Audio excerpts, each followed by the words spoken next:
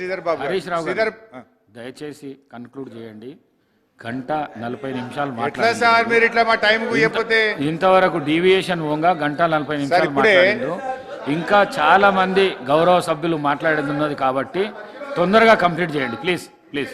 Sir ఇంకొక request sir మీతోని please. బయట మా ఇంటికి వెళ్ళి ఫోన్ వచ్చితే మా పిఏ చిట్టి పంపిండు.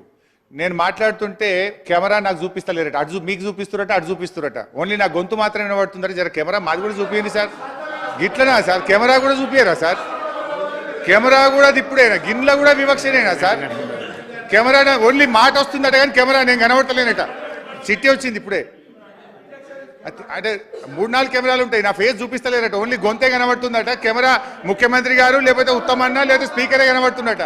ఇంత అన్యాయమా? అరే రే రే రే. హరీష్ రావు అధ్యక్ష హౌస్ లో ఆ విధంగా ఉండదు సార్. చిట్టి చూపియాలా సార్? చూపియండి, చిట్టి చూపియండి. ఇప్పుడే నాకు చిట్టి వచ్చింది ఇంతకెళ్ళి. మా పిఏ పంపిండు. మీరు అలా మాట్లాడకండి ఇంటికెళ్ళి ఫోన్ వచ్చిందట. దయచేసి అలా మాట్లాడకండి. మీరు సీనియర్ శాసనసభ్యులు, మీరు అట్లా ఉండదు, అలా ఉండదు. Thank you sir. ఉండకపోతే ఐఎమ్ హ్యాపీ. అన్నా నువ్వు కూర్చోవే, నువ్వు గవర్నమెంట్ ఉన్నావు, విప్పు సభను సమన్వయం చేయాలి. నువ్వు సభను ఆపడం కాదు, సమన్వయం చేయాలి. కూర్చో. అయితే అధ్యక్ష